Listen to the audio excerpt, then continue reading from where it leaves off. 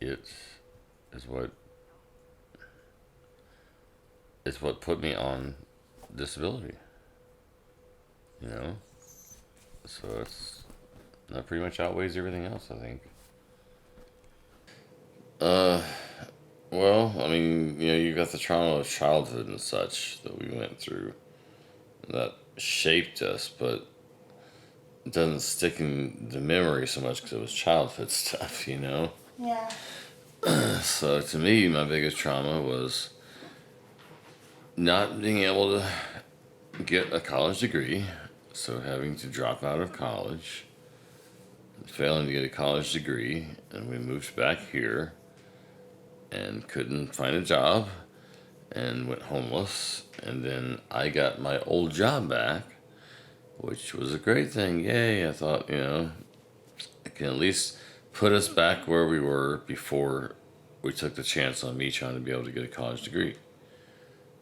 And then I failed at that and got fired because I could no longer do the job. And that's been the most traumatic thing that's ever happened to me. Because it feels like it's the most traumatic experience, it's still going on as far as the effects on me. Because that just doomed us to another year of homelessness and shelter. And, well, we've both pointed it out many times. We still have, quote, homeless habits that derive directly from that. Like keeping all of my personal grooming utensils in a little bag, even though we have a whole bathroom now. Too valuable, It's like picking money up off the streets, I know exactly what the denomination has to be for me to pick it up and under what conditions. Plus, it was protracted, 3 years in Louisiana trying to make it happen. And then 2 years after we got back here, 1 year in the shelter, then I had my old job for 2 months and failed at it and was fired. Still don't know why. Well, I know why I was fired, so I don't know why I couldn't do the job anymore. And so when I got fired, we moved out of the SRO we had just moved into, back into the shelter for another fucking year.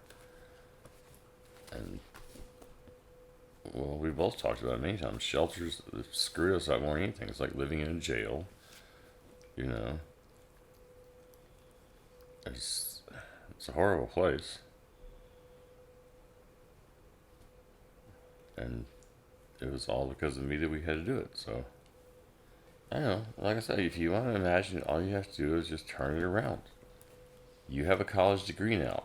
Imagine doing 3 years of that work and then finding out you could not complete it. Or at least, or if completing it would take you another 5 to 8 years. Well, I mean, unless the fire's your fault, I mean, there's that. You get sympathy and support from other people and agencies that is basically the reason why I couldn't graduate college. It's because there was no support for people with learning disabilities. Other than giving you more time or something, which is not what I needed. So fire's a little bit better that way,